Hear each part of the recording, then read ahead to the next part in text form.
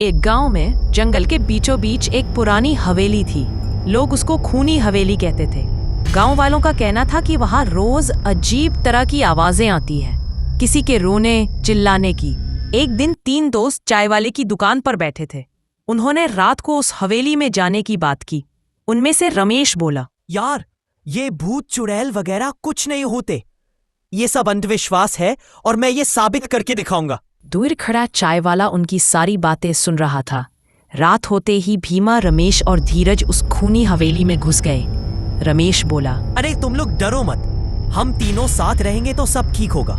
जैसे ही वे अंदर की ओर बढ़े, अचानक तेज बिजली कड़की और अंधेरा छा गया। अंधेरा होते ही तीनों दोस्त एक दूसरे से बिछड़ गए। भीमा, जो सबसे डरपोक था, खुद को एक डरावने से कमरे में पाता है। तभी उसे एक साया अपनी ओर आता दिखा। वह डर के मारे कांपने लगा और जैसे ही भागने की कोशिश की, वहीं बेहोश होकर गिर पड़ा। दूसरी ओर रमेश को खून से सने पंजों के निशान दिखाई दिए। वह सहम गया। तभी उसके सामने एक चुड़ैल प्रकट हुई जो उसकी ओर बढ़ रही थी। रमेश भी डरकर जमीन पर गिर पड़ा और बेहोश हो गया।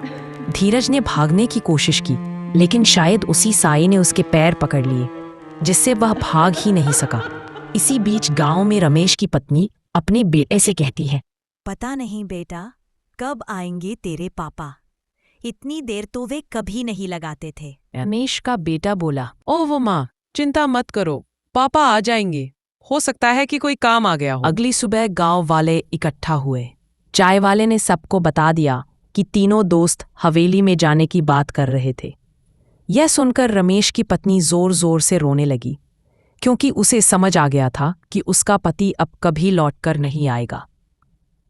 गांव वाले भी सहम गए, क्योंकि वे सब जानते थे कि वह चुड़ैल अब भी जिंदा है और हर पूर्णिमा की रात सफेद साड़ी पहनकर लाल आंखों से चीखती चिल्लाती बाहर निकलती है।